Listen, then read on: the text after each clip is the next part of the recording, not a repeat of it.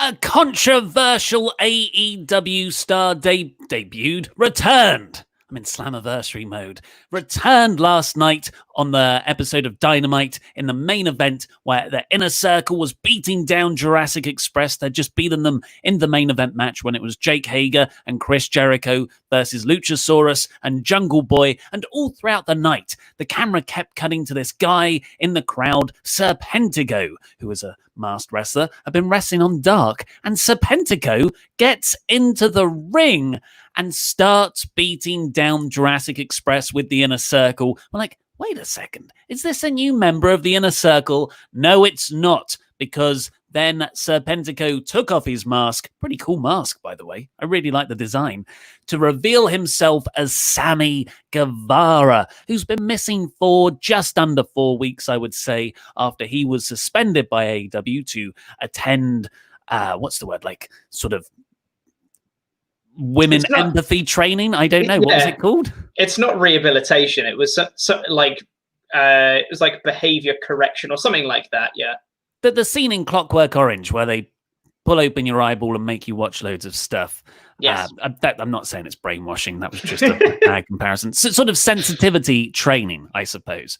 And that was off the back of the insensitive comments he made about Sasha Banks about 4 years ago in a podcast. That clip was resurfaced. AEW made the decision to suspend him and make him go to this sort of awareness seminars to, make him a better person and to learn from those mistakes. And he's back now, which is really good. Well done. This is a really nice way to resolve what was quite a controversial, sticky situation a couple of months ago. Hopefully everyone is now the better for it. And the Inner Circle are together again, just like me, Ollie Davis, joined by the Chop, Pete Quinnell. That's what he's calling himself now. Nope. Because he claims to be more popular and well-known than The Rock himself. That's not what we're... No. Do you want to explain to the people the viral sensation that is the Chop? It's not... Okay. I'm not the Chop, for starters, but there was a very interesting thing on Wrestling Observer Live, as it turns out. Dave Meltzer mentioned that the UK viewership for SmackDown was less than what we got for the WrestleTalk podcast review of the same episode of SmackDown. So that means that now we're better than WWE. We're bigger than WWE. I'm the best. I'm the Chop. I don't know. Maybe you're the demo Chop.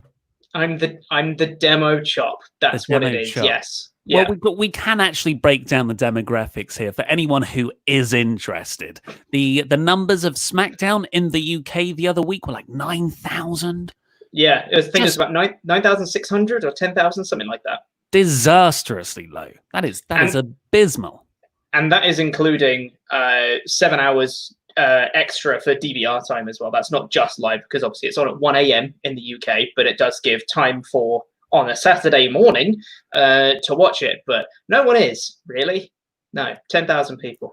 Very, very low. Whereas if you go back and watch the SmackDown podcast that Pete and Andy did, that got like probably 20,000, 25,000 is the number it usually gets.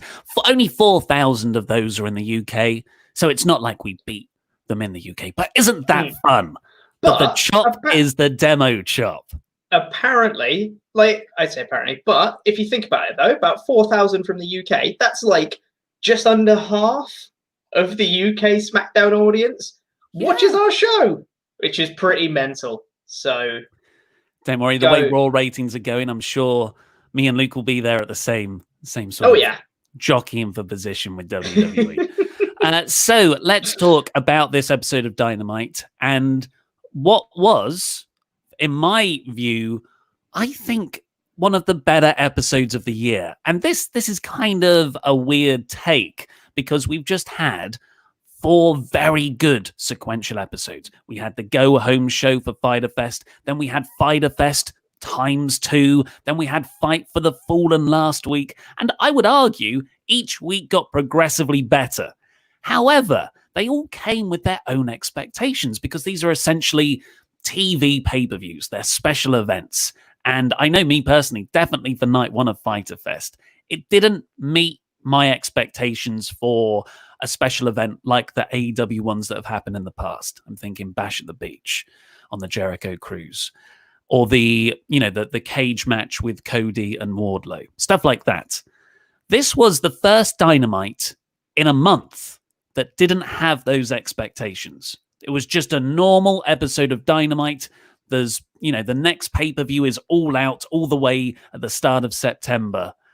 And this was one of the most enjoyable, just weekly episodes of wrestling TV you will ever find. Storylines were progressed in a good way. The in-ring wrestling was either very, very good or very, very fun, and all the characters are over.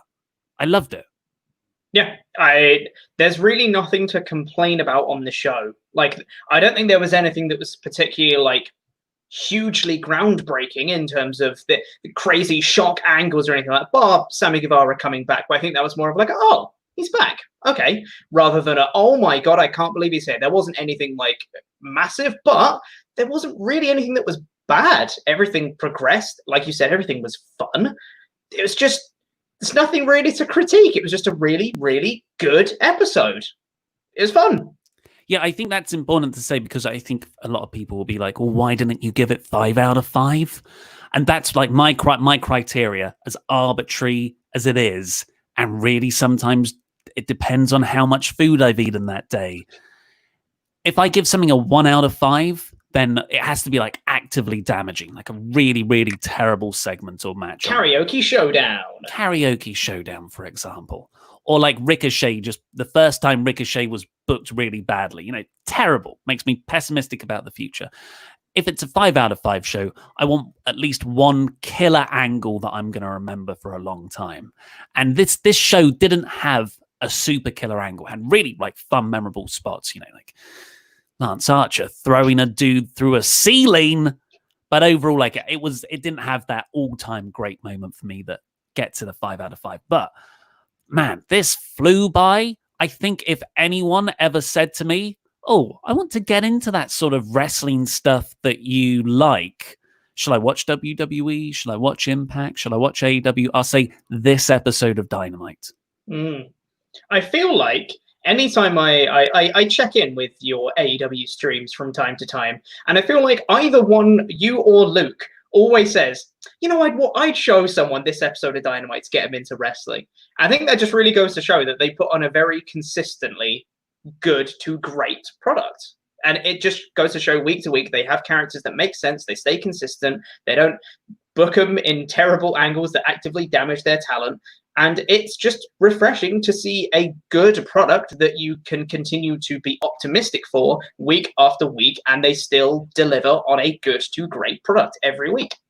Yeah. And I think it's good. It's good you say that, because I think I never really picked up on how much me and Luke say. I think it's, the underlying need is I just want to show everyone AEW because I love it. I really, really love it.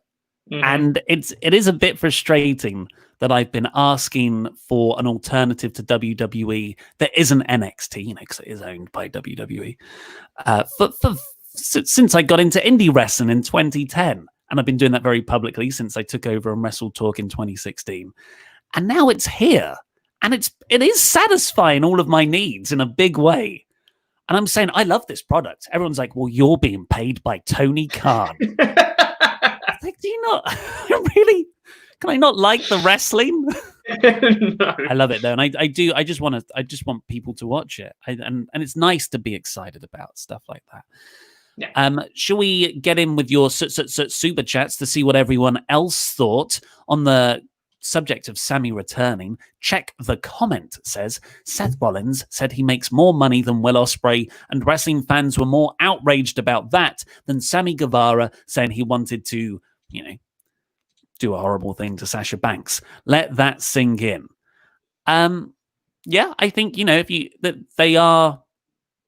Seth Rollins had a larger platform when he said that, and that was in a very different time. Sammy Guevara wasn't well known at all when he made these comments. These were 4 years ago. So it's, and like sensitivities have changed even in the last 4 years. It's unfortunate that those comments were ever made, but yeah, it's come out now and it's sort of spread now. I wouldn't sort of get on a moral high horse about that. They seem to be quite distinct, separate events. Yeah, and I'd also say as well that simply due to the nature of the speaking out movement, it wasn't an isolated incident with Sammy Guevara. There was lots of other. And I'm not trying to say that what Sammy Guevara did was fine, but there were much worse incidents of physical abuse and things like that. So I think in comparison, people weren't as mad about it, whereas the Seth Rollins thing, that was the big talking point of wrestling at the time. So everyone was mad about it because that was the thing that people were talking about. I long for those days. I know, right? Where the big controversy was just Seth saying he made loads of money. Well. Phoenix. Best episode of Dynamite of all time, I think. Oof, it's a big one. And yeah, it's good. If you think it's your favorite, then by all means, yeah, I can totally see it. It's in the conversation. Jobber JJ496. Did you hear Wrestling Observer Radio? WrestleTalk gets more views than SmackDown on BT Sport. Also, Italy has dropped WWE for AEW. Eddie Kingston was amazing. Yes, he was. And Lance is scary. Too right. Yes, he is. And also, yes, we draw more than SmackDown. That's going to be a thing now. That's the chop. Christopher Jazzcat. We just saw Eddie Mother Effing Kingston beat the S word out of Cody. Thank you for censoring all your words there. That was the best. More indie vets doing matches like this, please. Chris Hero next. Oh, seriously, when they said it was going to be mystery guest, top independent wrestler for TNT title, I was like, Chris Hero, please, Chris Hero, please, Chris Hero. Oh, it would be so good. Jobber JJ496 again. If Lance Archer ever destroys this jobber, I may have glass in my shins, but I will survive. New meme, everyone tell Pritchard, WrestleTalk is better than WWE. Oh my God. Oh no. This is going to spiral out of control pretty fast. Aaron Smith, plot twist, Hangman turns heel on Kenny and forms the Horseman with FTR and Sean Spears. Because he's a horseman. Because he's a cowboy. He's a four horseman. Speaking of four horsemen, by the way, just a quick little plug for WrestleTalk interviews real quick. Tomorrow, we're going to have an interview with FTR going up on WrestleTalk interviews. And in the interview, they speak about, creating a new four horseman stable and whether they'd want to do it or not. Spoilers, they don't. But yeah, it's a really, really interesting interview. Trust, it's genuinely, I was supposed to watch it just to be like, oh, let's see if we can pick out these things and clip these bits. And I just ended up just watching it because it was really, really good. So just watch it tomorrow. It's really good. Subscribe to WrestleTalk interviews. WrestleTalk interviews in an interview done by Louis Dangor. Obviously, I guess we'll take this moment now to address the pinned comment because we're contractually obliged to. Louis is sort of, holding us a bit over a barrel with his contract negotiations. We gave him a channel. We let him interview all these people. And now he's like, now I want to be on Quizlemania. We're like, you're not a draw. So he said that he is a draw, and we said prove it. So there's a petition. There's a petition that that's linked in the pinned comment on the live chat, and if you want to, you can go over there and sign it. You don't have to, but if you do, but probably not worth it. But Adam's got more on that in a video on Parts Fun Known, but don't watch that. But don't watch that either. Alexis Ebden loved Dynamite, not watching WWE, so whenever AEW knocks it out the park, it's a good week. Also, Tuesday's podcast, Chaos Backstage, which is our title for Raw because there was so many last-minute changes. I was like, but Shinsuke is on SmackDown. Hashtag jam that jam. Jam that jam. More New Japan jokes. We got them. Japan. We watch wrestling. Yeah. Just do a few more. Rangers Mayhem. What's your opinion of Taz and JR's comments about the Wednesday Night Wars? I've literally only just saw the JR ones, just saying there isn't even a competition, DVR SmackDown, because we're better. Which is like, DVR NXT, because we're better. You just hate SmackDown right now. Apparently, yeah. It's just because I've got SmackDown on my mind, just because we're better than them. But Yeah, I mean, of course he's going to say that. Like, I really enjoy the competition, whether people believe it or not, or they're just joking around or not. It's fun to have competition. It's not fun to have tribalism. That's a different thing. But it's fun to just say, well, we're obviously better because they're employed by those people. Of course, it's like we're saying we're better than WWE, which we are. Yes.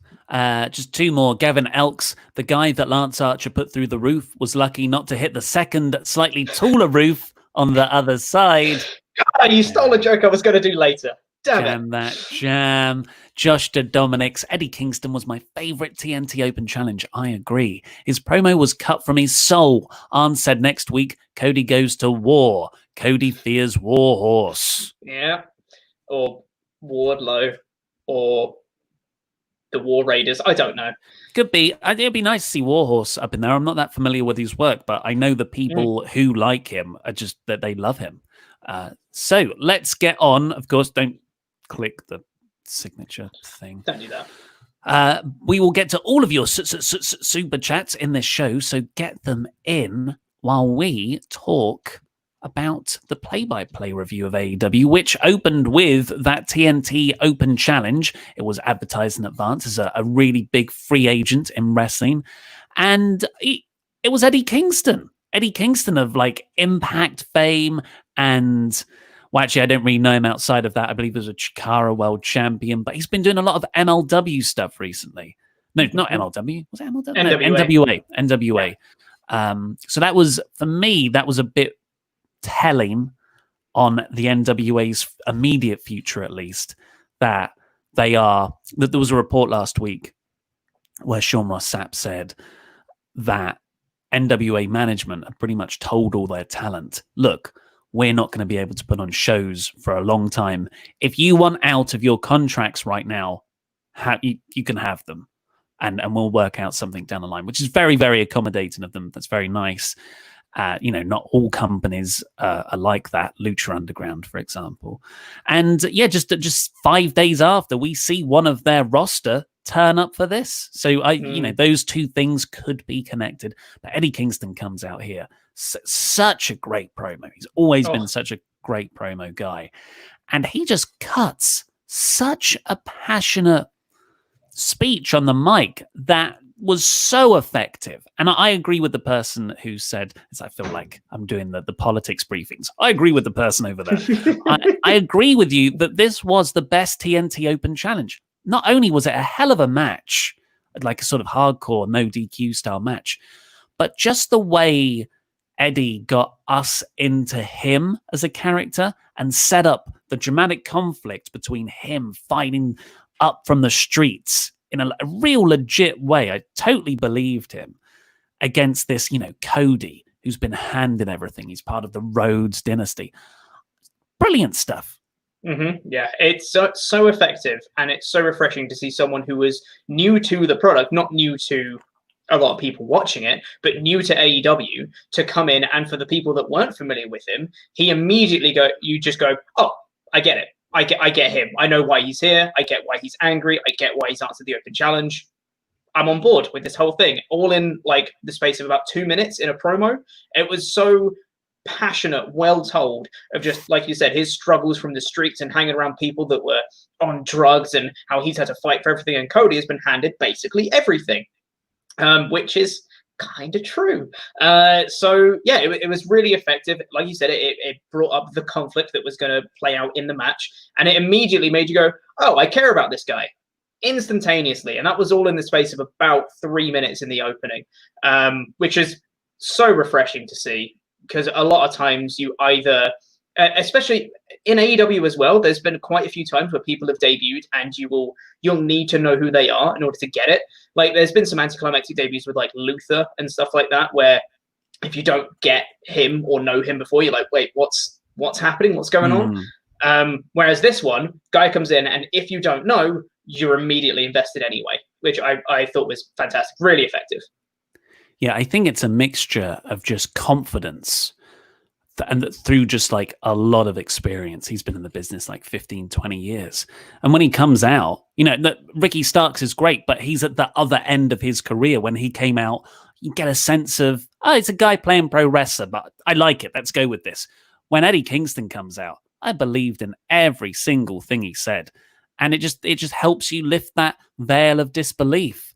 And they had, I thought, a really good match. It wasn't like a technical masterpiece, but it was so full of sort of emotion and passion. And Eddie had his own little storyline running through as well. So smart. He's going to lose, so he's selling the knee early, just off a dive. Really, really effective psychology there. And the big spot was the thumbtacks. Oh boy, yeah. When, like you said, a hardcore match, he goaded Cody into making it a no DQ match, essentially. And then, there was all sorts of hardcore spots, and he grabs this bag at one point, and I'm like, don't do the thing that they did with Johnny Gargano and Adam Cole. Don't just have a load of weapons in. If you grab a bag, it's got to have thumbtacks in it. And it did. It did have thumbtacks in it. And for once, was super weird to see the guy that got the thumbtacks actually put the other person in them, which is just such a great subversion of what we're so used to, what's been built in for ages. If whoever sets up the table is going through it, or whoever puts out the thumbtacks is going in them. But no, Kingston puts them out. There's a few near spots where, Cody was going for like the sit down, whatever it is. I can't remember the name of the move. It's like a reverse pile driver, double underhook, reverse pile driver. I don't know. Head tombstone, banging thing. Went for one of them and was pushing Cody around, and then eventually just power bombed him straight on the thumbtack. I was like, oh, looked awful, but great. And then loads of them just stuck in Cody's back for the rest of the match. Looked brutal. Yeah, it was really good. Didn't go much longer after that, and Cody tapped him out in the figure four. I loved it. I think AEW's roster is pretty good right now. I wouldn't want to see everyone who answers the open challenge to get signed. I quite like the idea of Eddie Kingston to just disappear into the ether for a bit. And maybe, it's foreshadowing for 2-3 months down the line, he answers another one. I don't know. But yeah, this was so good. And I love power bombs. And this was just one of 3 excellent power bombs on this show. Yep. It's nice to see. Really good, yeah. I thought it was a really effective way to put over both Kingston and Cody, continue all of that, and just for Kingston to come in and get it. I even like the little bit where, like you said, there was so much passion in the match where Kingston just went to go start slapping Cody, and then Cody just started slapping the hell out of him just before he locked in the figure four. He's like, I've had enough of you. Just bang, bang, bang, just knocking him all over the shop, and then locked in the figure four. It was great. After that, we had Jon Moxley cutting a promo about how he nearly tore Brian Cage's bicep again. Then MJF. This was just a brilliant little bit. Because, not all matches need to be matches. Not all squash matches need to be squash matches. Sometimes you can get that there's something that's not really done these days, which is a match angle. So what this was... A mangle? A mangle. We got a mangle right here. What this was MJF cutting a promo about how he's never been defeated, but in the background there's a match happening where he's beating the guy. Yes. So it was just a different way to do this MJF thing that we've had, for a while now. It's never gotten old though, because he's so charismatic. Where he comes down to the ring and there's a guy who looks like Jungle Boy but taller. He's called Griff Garrison, and he just they had a match. He beat him up. He got a microphone, started, because Griff Garrison said, "Oh, you have lost a match, though. You lost that tag match." Although MJF was never pinned, that was Wardlow. So he just grabbed a microphone and started screaming at Griff that he's never lost a match, admit it, and Griff turned that into a roll-up. It was very, very smart, yeah. And the near fall spot, I didn't think that MJF was going to lose, but for a split second in that near fall, I was like, oh, don't tell me they're going to do it. But no, MJF kicked out of that. Hit the his finisher. What's his finisher's name? They said it on the commentary. I forget what it was. Anyway, he hit that and he got the win. I love that Griff Garrison sounds like the most jobberson WWE 2007 jobber name. It's like Braden Walker and and Griff Garrison. They could be a tag team. But yeah, no, it was really, really good. And yeah, I just love that he looked like Jungle Boy. It's just perfect in every sense of the word. Love MJF. Hot take, MJF is really good. After that, we got a little pre-taped sort of video skit, I guess, where Britt Baker has had nose surgery after an injury caused in a match with, was it Shida earlier in the year? Can't remember. And Rebel is sort of tending to her. Tony Schiavone is interviewing her. And Britt Baker's just using all this to say, rule number 4 of being a role model is don't count me out. I'm Michael Jordan. Don't count me out. And Rebel and Tony are just trying to tiptoe around her ego. It was brilliant stuff. Yeah, it was so funny. She's such a natural heel, Britt Baker. Really funny. Yeah, I can't complain about this. I'm super invested. They're doing such a good job of making her still really interesting while she's off TV and can't wrestle. After that, we got Taz coming out to cut a promo with Brian Cage, explaining why he threw in the towel at the end of last week's episode in the big title match between Cage and Jon Moxley. And he said, look, it was a business decision. I've got to protect my investment. If Cage tore his bicep, he'd be out for another 6-7 months. I need him to stay in. So he never submitted. And somehow Taz is such a good promo. And that promo plus AEW's overall booking of, and here's a feud with Darby Allin that started right after the match last week. And here's Ricky Starks as well. He's part of the little Taz collective too now. You're not thinking Brian Cage lost his first proper match in AEW. I'm thinking, oh, wow, he's really dangerous. Yeah, it's so incredibly smart to be able to have a guy who lost kind of the first properly big match that he had. Well, let's say the first properly big match that he's had in AEW. Kind of like how Brody Lee came up short, but they still managed to still make him interesting with the Dark Order. And in this one, they've got Brian Cage, who came up short with John, but then they've still managed to get this Taz promo to say, well, yeah, but he didn't actually lose though, did he? Like, I threw in the towel to protect him. And I really like how Taz was saying, like, Brian wasn't happy about this originally. Like, we had heated conversations. He's not just a guy. He didn't look like a chump who was just like, oh yeah, I'm fine with losing. It was like, no, he's been angry about the fact that Taz threw in the towel because he wanted to win, but now he realizes he's looking at the long game of what he can achieve in the future rather than right now, which is just so good. It's perfect. I think, watching another company for so long, I've seen people get built up and then fed to someone. And then that person who was built up, Rusev John Cena, Bray Wyatt John Cena, they're built up and then they lose the big match and you never see them again. So this has made this mindset in my head where if ever someone gets built up and I'm like, I like this person, he's my new favorite wrestler, and then they lose their first match, I'm like, oh, that's it. I'm done with them now. It's kind of like it's post-traumatic stress disorder. When really, wrestling booking has worked that way for ages. You just give them to do something afterwards and you keep them strong and maybe you build to a rematch down the line. Yeah. Like that happens in loads of other sports. People don't just generally disappear when they fought for a world title. So this is twice now, like you said, Brody Lee and now Brian Cage that AEW have done this with.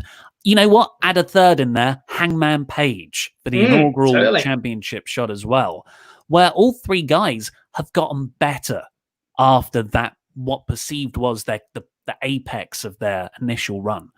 So thank you, AEW, for making me believe stuff can be booked better. So after that, Darby Allin came out to attack Cage. Ricky Starks jumped him. They're going to beat him up, but Moxley fights them off with a baseball bat. Another beautiful powerbomb, by the way, from Brian Cage on Darby Allin on the stage. Oh, looked horrible to take. After that, we got a promo that said the women's division is now going to get a women's tag team cup tournament, the Deadly Draw, this summer. And I've seen a few people message me going, well, I hope Ollie Davis shuts up about how AEW aren't booking the women's division correctly. Jury's out. Just announcing a match or a tournament, that's right out of WWE's playbook. Just saying you're doing this or that doesn't mean you're going to actually give them something of substance. So, I'm optimistic, but it's optimism very much laced with cynicism because I've been watching this product for 9 months now. I've seen multiple false starts of the women's division, and they're struggling to get a singles division going with all their roster limitations. If this was Impact and it was all of the great female talent they've got over there, I'd be, yeah, you know what? You could have a tag team tournament.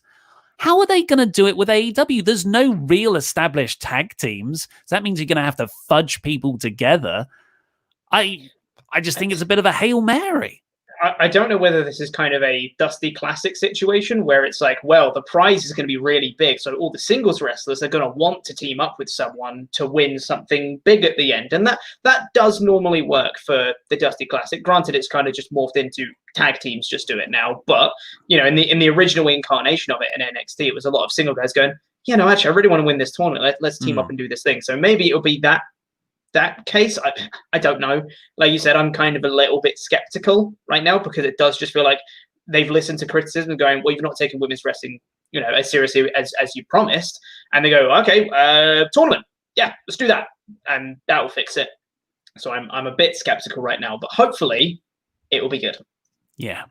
After that, we got the Inner Circle having an interview with Alex Marvez about their upcoming main event against Jurassic Express. Chris Jericho said Luchasaurus isn't a real dinosaur. And then this was brilliant. He asked Santana, do I still smell of orange juice? Because he's still wearing the $7,000 jacket that was covered in orange juice last week. A segment that I did not enjoy, remember. I'm not going back on that. But Jericho's post-selling of it was much better. Did you hear the original plan for this? I did not. So what happened was the orange juice was just dropped from up high onto them. The original plan was for Orange Cassidy to ride in on an orange juice truck and hose them down a la the milk and beer angles from WWF. I think that would have been better. I don't know whether it would have been. I feel like it would have drawn comparisons much more so. Granted, like other companies have done thing falls from the ceiling and splashes people in the ring. And it's never been good. It's never been good. Granted, other companies have done that. But I think that is much more of an iconic scene of Stone Cold and Kurt Angle doing it with beer and milk. I think if he did it with orange juice, people go, well, that's just copying now. I think maybe if they'd done a slightly more unique take on it, if it wasn't a truck with a hose, then it might have been different. But I'm not sold. I'm not sold.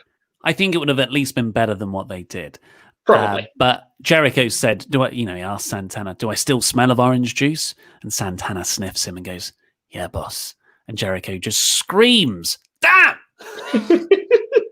And like after he says, well, what do you want me to do? Do you want me to lie? Yeah. It's great, yeah. After that, we actually got I've got so many favorite bits of this episode, but this is my most favorite. And it felt like it just started from out of nowhere. Like the Young Bucks, the camera cuts to the Young Bucks and they just walk in backstage. They walk into this giant kitchen and the Butcher and the Blade are just there, awesomely dressed, all in white as they do now. And they're just chopping up meat in the middle of this empty kitchen. And the Bucks are like, we're having a Falls Count Anywhere match. It's happening right now. And Butcher and the Blade are like, all right. And then it was like that. I just felt like it was a mix between like a Batman comic, because Butcher and the Blade feels so Batman villain-like to me. They're quite larger than life. I suppose the Alice in Wonderland connections as well. But it also felt quite, what's that? Oh, I've forgotten my reference now. So sort of like a movie. This felt more like a movie, like a Guy Ritchie movie. That's it. Yeah. Okay. Yeah, I'm with you now. Yeah. I don't know if I liked how this started. I don't know if I'm a fan of Butcher Blade just being in a kitchen. It's like, guys, you have a wrestling match. Are you gonna warm up? Are you gonna do an entrance? What are you doing? I'm cutting meat. That's what they do. Yeah. All right. You go for it. But as soon as the match started, I really liked that when they said they were going to start, they were like, okay, give me a second. I need to wash my hands first. And like, got to get clean from it and all that stuff. And then they started wrestling, and it just started at like 11 and just carried on. It was immediately like throwing into tables. There was a really cool bit where I can't remember whether it was Matt or Nick. One of the Young Bucks like leapt over a table and then kicked the table back into the stomach of another guy. And they were like throwing into the walls. There was a suplex onto a table. I was like, ow, that would probably hurt. It's just spot. It just carried on for ages. It's fun. It's very fun.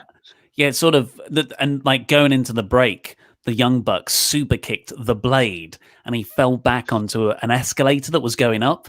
So he just like was going up as I think JR was yelling, "We'll be back after the break." I was like, this feels like an old Batman cartoon and the fight sequence. A cartoon show, I guess.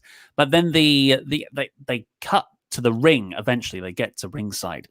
And some of this stuff here was so well thought out. Like, like some hardcore matches are spot, oh, it's a bit clunky, spot. The way the Bucks structure stuff, it was just insane awesomeness consistently throughout. And one of the pits went wrong, but it was still awesome. And that was the Blade doing a running, jumping senton over the top rope to the outside, missing the Bucks, which I'm pretty sure he was meant to do, but also missing the table that was set up there for him to go through. Yeah. Just looked horrible. Like it was a diagonal table that was set up on the barricade for him to just kind of go and slam into, but he just missed. He just missed. It was just, I don't think it was anyone's fault, but his. He just missed. So... and then you didn't have too much time to dwell on that because immediately after the Butcher then came in and crossbodied the other Young Buck through the table in the corner as well, which is great. So yeah, it stopped you lingering on botches too long and just went, and next spot. It was really good. I don't even know if it was a botch. That's the beautiful thing. But the finish was, really, really spectacular. They fired up to the ramp. They hardly fought in the ring. This truly was a Falls Count Anywhere match. And the Bucks super kicked both Butcher and the Blade onto these separate tables. All of this somehow not contrived. Like this all flowed really, really naturally to get a really artificial spot set up. And then both of them climb up to the opposite entrances, the heel babyface entrances that AEW have on their ramp. And they both did splashes off the top of the entranceways through the tables to win. I loved this match.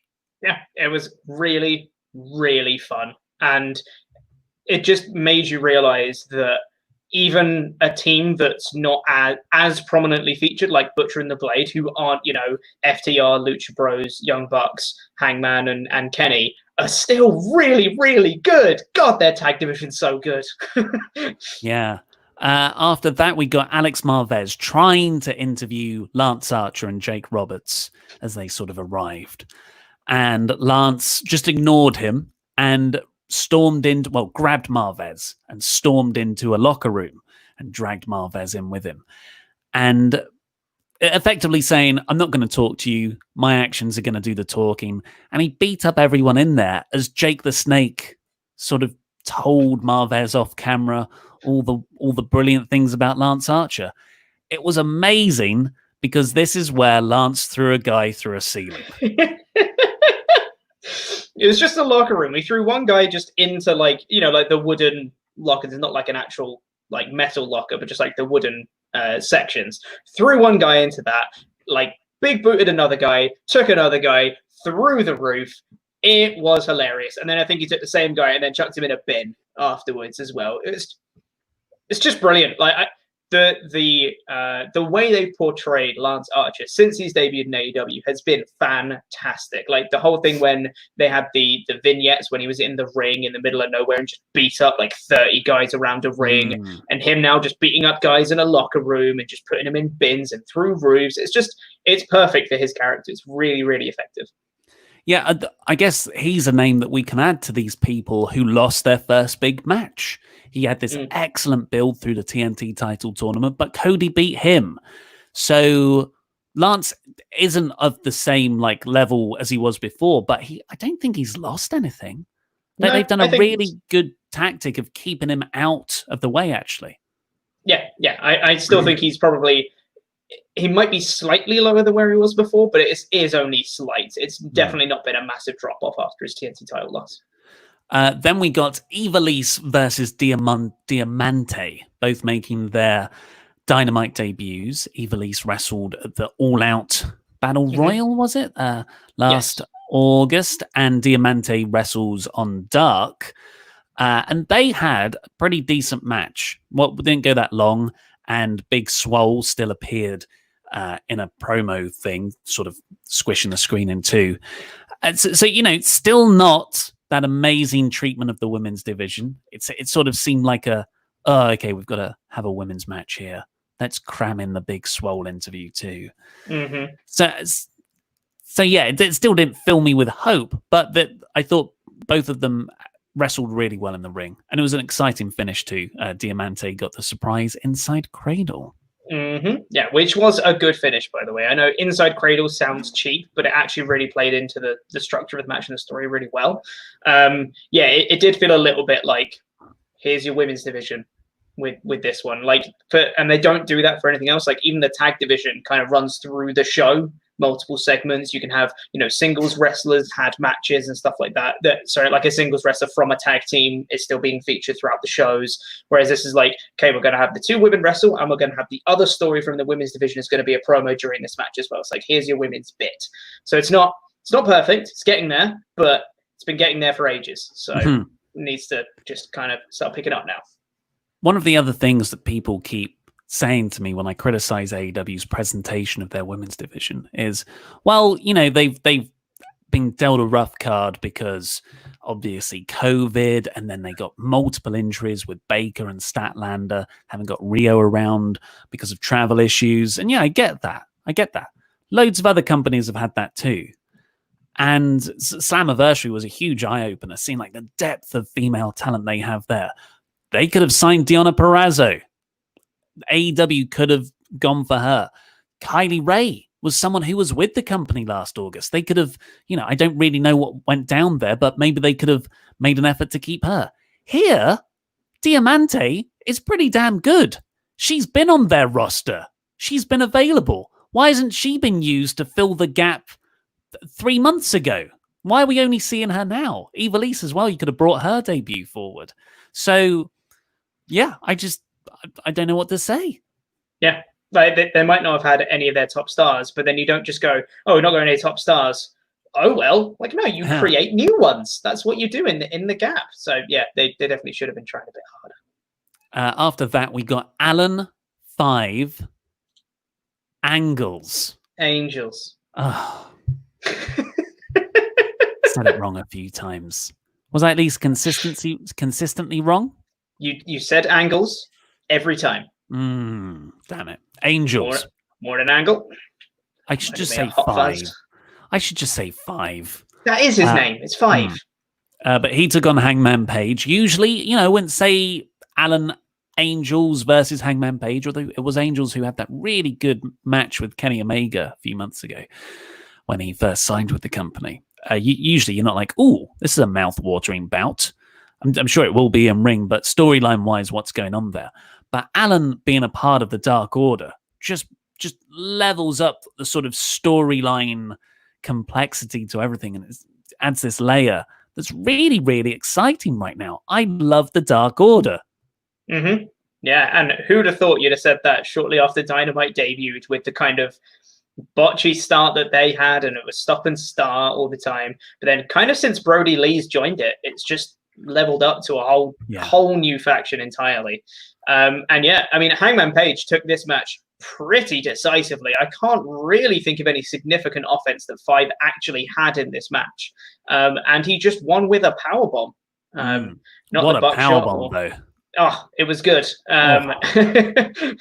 You and your power bombs. It was a good match, but it just played further into the story of, you beat the one guy. Here's everybody else that's standing on the stage, and that played into the promo afterwards, because Brody Lee came out with Colt Cabana, and then cut a promo just being like, "Hey man, I've always been a big fan of your work, Adam Page. Here's what I'm offering. I think it's really dumb that you came out here with no friends." No tag partner, no nothing, when you're quite clearly in danger. We can offer you some protection. That's all I'm offering. We can protect you as a Dark Order. And he's like, don't really want to join a cult right now. Just chilling. And he's like, well, that's the bed you've made. I hope you enjoy sleeping in it. Walked off to I love the way that he interacts with Colt Cabana, because it's not just him and Colt are together. It's the putting his arm around his shoulder to shield him from the violence that's about to happen as he walks off. It's little things that really make it with Brody Lee. And then, the rest of the Dark Order come down to try and beat on Adam Page. But who comes out to save him? It's not his bloody tag partner, is it? It's not Kenny. It's FTR, which is just so smart. So smart to have FTR come out. They clear the ring out. They smash like a cooler over the Dark Order, beat on the rest of them, clear the ring, and then Kenny comes out. It's I love subtle storytelling, and this was a spot on. Loved it. My favorite thing anywhere, not just in wrestling, but when I'm reading a comic or when I'm watching a movie, is when they come up with something better than I had thought of. So, like you're sitting there and you're thinking, all right, Kenny Omega's going to run down and help him with the when FTR run out with the cooler, like how symbolic is that? A cooler full of beers, given the sort of, it's not just a professional a personal awkwardness between Page and Omega. It's, it can come down to, I drink beer, you drink milk. And it was so poetically justified. And after last week's segment, where it's FTR who shared the drink with Page when he's watching Kenny Omega's Young Bucks match from what looked like a hotel bar. So good. This is excellent storytelling. And on the Brody Lee stuff, we always joke about how, it's definitely not a Vince McMahon gimmick. It's a mafia gimmick, like Brody says. This really was a mafia execution of this gimmick. Like you said, he was talking about protecting people. It was a racket. It was a protection money racket that he was offering Page. And that, like you said, that guide in a way of Cabana is very Godfather-esque. That famous scene where the door just slams shut, or not slams shut, but drifts shut, as the very powerful mob bosses are talking behind closed doors. This was excellent. And it all ended with, oh, by the way, the Dark Order are taking on Hangman Page and Kenny Omega next week for the tag titles. I cannot wait. What a great build for that match. Yeah. And I'm not expecting Dark Order to win it, but I can almost guarantee that there's going to be a really good story coming out of it. So I'm excited for it. Yeah, it's Evil Uno and Stu Grayson, I believe, representing the Dark Order. I think that the Dark Order are also number one in the rankings. So this, for once, makes sense with that. Whoa. AEW rankings making sense. Who'd have thunk it? And the main event, which we've already kind of covered, was Jurassic Express versus the Inner Circle. It was, probably in ring. It was my least favorite because everything else was just so good, but it was still a really solid main event tag match. Standard template. Jungle Boy gets worked over. Everything breaks down. A lot of seconds getting involved. Santana and Ortiz and Marco stunt. And in the end, it was Luchasaurus who got beat by Jericho. With the assistance of Serpentico, who turned out to be Sammy Guevara, doing interference on the outside. But then after that as well, they're all celebrating. They're beating down on Jurassic Express. And then Best Friends come out. Orange Cassidy and Best Friends come out. And they all clear out the ring. And then we realize we get the revelation that next week it's going to be a 10-man tag with Best Friends and Jurassic Express versus the Inner Circle. Which is it's just going to be fun, isn't it? It's just going to be really fun. What a great bit of matchmaking. That's like two bits there, like concurrent segments. I thought it was an absolutely stonker of an episode. Yeah. And it built next week. Yeah, I also liked as well from a personal perspective, Sammy Guevara coming back could have been a bit of a sticking point in the show for some people. I like the fact that he came back and then it just kind of continued with the story. It wasn't like, oh my God, guys, Sammy's back. Look, oh my God, Sammy's back. It was Sammy's back and we're getting right on with the story. The story's just carrying on. Here's Best Friends. Here's this thing. We're going to carry on with the story. Great. Yeah, he's just back in the Inner Circle like nothing ever happened. It's great. Yeah. Sorry, I don't know if anyone saw my face I just got the most insane cramp from out of nowhere in my left calf. From out of nowhere. You get oh no. We'll bring you. This is painful. Can you do the Patreon shoutouts? I need to walk totally. I'm good. Our regularly scheduled programming will be back with you shortly. I'm just going to take Ollie out of this stream. It's just me now. It's just me for a little bit. So hey guys. So we need to say thank you now to some very special people, and those are a $25 and above Pledgehammers on Patreon. If you haven't been to WrestleTalk's Patreon page yet, you should. There's loads of bonus content. There's all sorts of stuff on there. I'm kind of losing my trail of thought right now, because even though I do normally do this for the SmackDown podcast, I normally have someone else here. It's really throwing me off. But anyway, if you pledge at the $25 or above tier, you get your own custom wrestling name, and it gets read out on a show just like this one. So thank you to REK. The K stands for the coolest dude ever. You also get a cheap pop. Woo! Yeah, thank you. Let's have a drink. Chris Merriman. Woo, thank you very much. The Hunter, Tyler Bailey. This is weird with only one person. Really strange. Duncan, just Duncan. Thank you very much. You're great. This is some kind of patron shout out. Nate Drop Surname. Again, I don't do the woos when I do it. Magnetic Field, thank you. You're great. Ari the Boozerweight Fellberg, thank you very much. Robert F. Dangerously, you're the best. We love you. He's a sexy man, not an Andrew Gross man. Yay, thank you. Finding Jory Debon, thank you very much. It's Hanu. Matthew McCready, thank you very much. And finally for today, Ken, I'm not eligible to get a case of craft beer. DeLeon, woo, thank you very much. And Ollie's back. Yay. I am sweating. It hurts so bad. My God. I don't think it's cramp. I think it's some kind of trapped nerve. Ooh, that's not good. Oh, God. It's trapped like someone. Not fun. It's like someone's got tweezers inside my muscle and is just pushing them together. Okay. Andre Banks. Glad Sammy is back. Don't like how they returned him. The shock return has the potential to celebrate him and minimize the reason for his suspension. I know what you mean. I had an initial reaction like that as well. It wasn't so much, yay, Sammy's back. It was kind of like, okay. Yeah. But, you know, it's never... It's very hard. I think you're damned if you do and you're damned if you don't, ultimately. Yeah, and I think ultimately, if Sammy has gone away for his sensitivity training that he has, he succeeded at it, he's come back as a better person, he served the suspension, then they should celebrate a guy on their roster who they're proud to have, supposedly. You know, if he has proven himself to be a better person, which assumingly he has, then I don't see a problem with it. Rich McCann, Luchasaurus was hit by Sammy in the Serpentico mask for the win. He then joined them in the beatdown. I think I said Ortiz in my review earlier. Yeah, maybe that's correcting me there. Anthony Pride. Griff Garrison has been featured on BTE and Sammy G's YouTube channel. Also, I wish for Sammy to tag with real-life friends Ricky Starks to form absolute sex gods. That would actually be quite good. I'm into that. I'm really liking Ricky Starks from the bits I've seen in him. Yeah, I think that'd be a cool tag team. Ben Isaacs, considering what's happened recently, should Sammy and Jericho consider changing their name from La Sex Gods?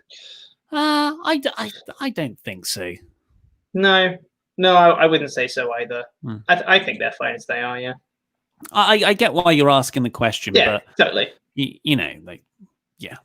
Eddie Kingston on the subject of Book of Kings. Eddie Kingston's promo is already in the top 5 promos of the year. It's really good. It was really good. Daniel M., the Kingston after-match promo, total babyface. He did an after-match promo? Yeah, I don't remember that bit. Maybe it was not on our feed. Yeah, maybe not. Christopher Jazzcat was more into Cody versus Kingston than I was versus Dustin. What? Oh, God damn. One of the most emotional matches of all time. Though not according to Louis Dancourt. Yeah. Anyway. Matthew Robinson, this is how the TNT title should be defended and gives a lot of new people coming into AEW. Yeah, I really like the showcase feature of it. It's not just AEW you're going to get to see. You're going to get to see the wider wrestling scope, which is great.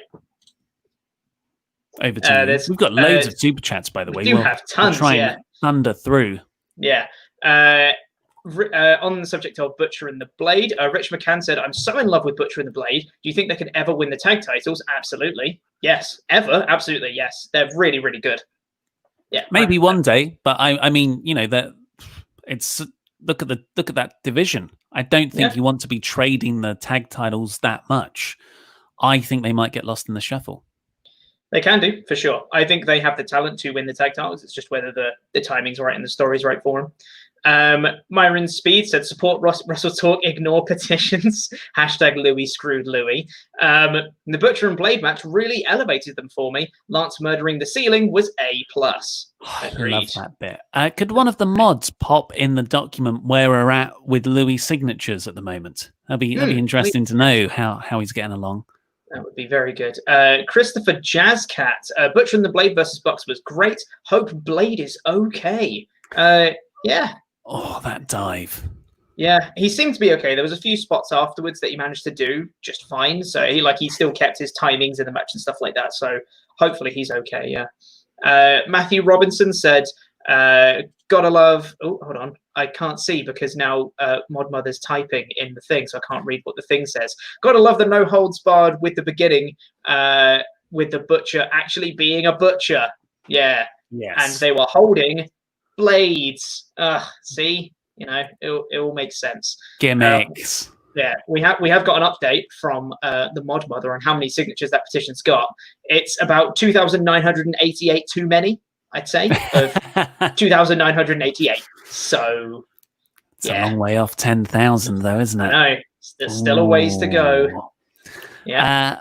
On the women's division, Ben Isaacs, based on the name Deadly Draw, my guess would be that it's the old WCW tournament where all the teams are randomly selected, aka Lethal Lottery. It's not a bad idea. I quite like that. I like to see the interactions, especially if you have people who aren't fans of each other coming together to tag team. I think that'd be fun to see the interactions between them. Lena Bliss was happy to see two Latinas in the women's match. Made me proud as a fellow Latina. Was a great match. Hope they get pushed. Yep, they're both really, really good. I've been a fan of Ivelisse for quite a while. I think she's great. So yeah, it's really cool to see him. Why weren't they used sooner is my only question. Matthew Robinson, one problem I have is the announcement of the women's tournament when they don't even have a good story for the division. This will not help. I hope it does. I hope it does help. I hope it's like a Cruiserweight Classic situation where Cruiserweight wrestling wasn't really a thing in WWE, but they put on the Cruiserweight Classic, which was a stonker of a tournament, and suddenly everyone went like, oh, Cruiserweight wrestling is awesome. So I'm hoping this is a tournament where everyone can go, oh, AEW's women's division is actually really, really good, and they put a lot of time and invest a lot into it. Whether they do or not is another question, but that's what I'm hoping. Similarly, sort of down on it, James Hanley, my patience with the women's division ended last night. The tournament seems like a participation trophy, and though I love Swole, how does playing Swole's promo in the middle of the only women's match help anyone? Yeah, agreed. Yeah. Totally agree with you, James. Myron Speed. My guess is AEW is trying to elevate the women's division using their tag division's expertise. This has the added advantage of differentiating it against WWE's women's tag efforts, or here's hoping. Yeah, I mean, AEW really does know how to do tag team wrestling. So if they can get the same kind of expertise across to the women's division, it would be great. But I don't know. I think you've got to focus on the singles division first. Yeah, I guess so, yeah. We'll go on to some miscellaneous super chats now.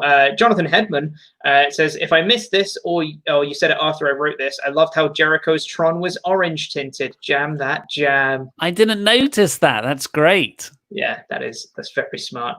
Alan Sales said, Warhorse teased for next week online. Can't wait. Yeah. I'm looking forward to seeing him, yeah.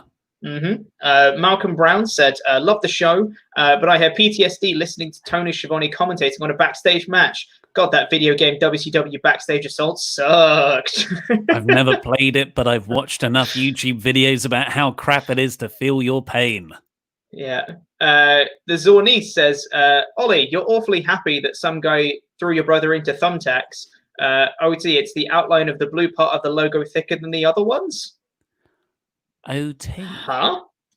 OT? The outline of the blue part of the logo? I don't know Bigger what you're than the talking. other ones. Are you talking about these on the graphics? I'm very confused. You know, the blue Maybe. bottom line, maybe. No, the blue But part yes, of the logo is bigger than the other ones. you're right, the Zornies. I am happy Cody was thrown into the tax. They're two separate questions. I got very confused. There's no punctuation to separate it. Anywho, Rich McCann says, a person would like to see Dark Order win next week and send Kenny in a downward spiral with a slow heel turn, trying to get it back with a page that does not really care to. Could happen. Could happen. Be a huge win for the Dark Order, and I wouldn't be against it. I love the Page Omega storyline so much. I want to see that continue. Arirotal. That's a terrible reading. Sorry. Is there a main event scene in AEW right now? I'm a fan, but it's just weird to me that they have this huge mid-card sea with people emerging from it to have a main event match before sinking back down.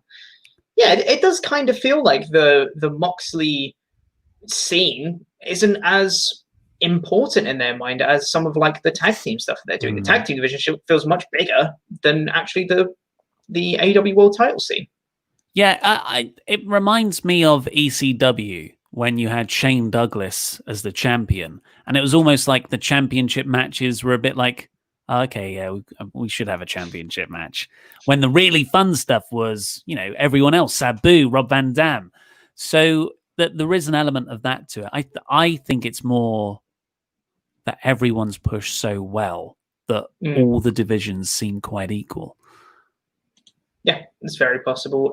Charlie Davis said, when Kenny was the cleaner last, he made not so subtle hints that it was because he felt abandoned by Ibushi. Kenny always turns when he feels abandoned by his tag team partners. Great character consistency.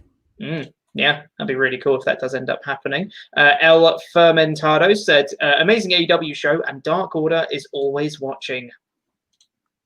Josh, as is Meltzer. As is Meltzer, but WWE's audience for SmackDown is not. Josh De Dominic said, Hangman is involved with Four Horsemen tease, tag titles, leaving the Elite story, divide with Kenny, and now the Dark Order. That's how you book someone.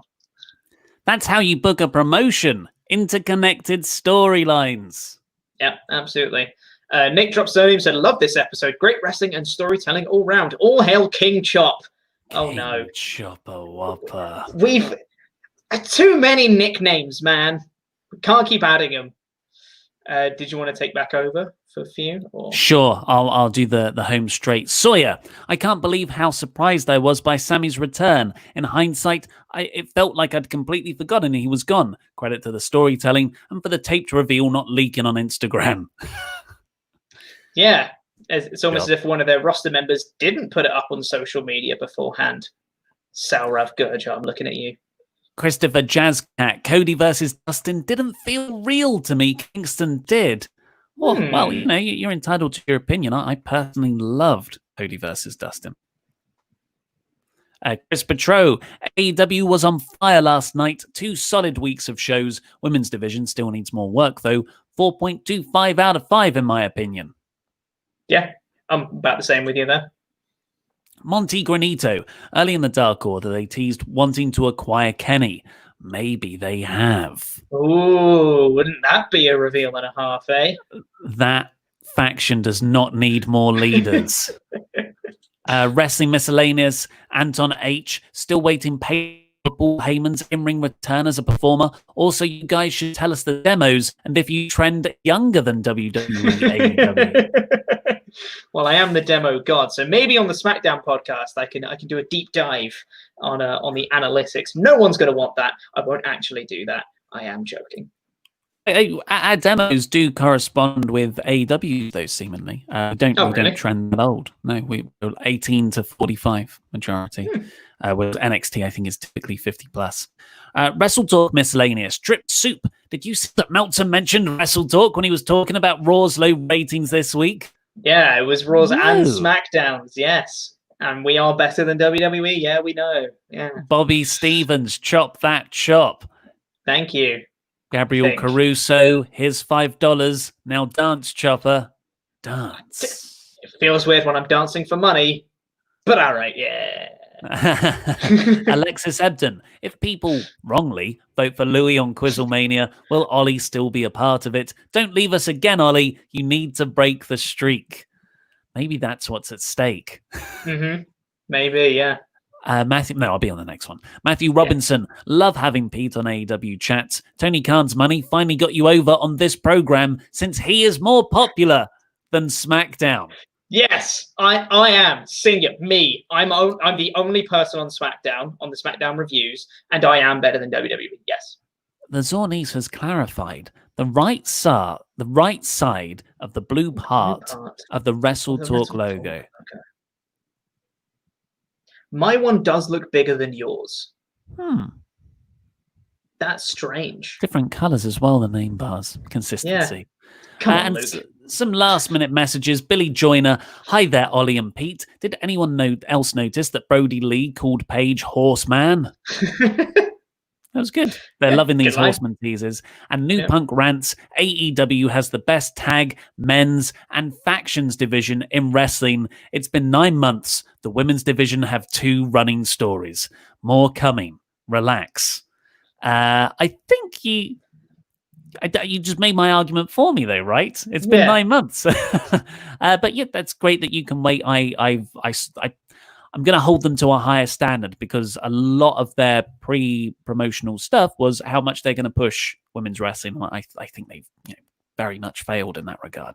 But the rest of it is fantastic. Well, that's all we've got time for today. Thank you, everyone who's sending a super chat. We've gone quite long. Please go over and watch the WrestleTalk news from earlier today. Stick around because NXT is going to be reviewed later by Laurie Blake and Adam Blompier. And go over to WrestleTalk interview, subscribe there because tomorrow we've got Louis Dangour's interview with FTR. Chopper Pete's going to be doing the news tomorrow. I'm off to the beach for 4 days. Whew, mental. I'm on the news tomorrow, Saturday, and Monday. Hey, what?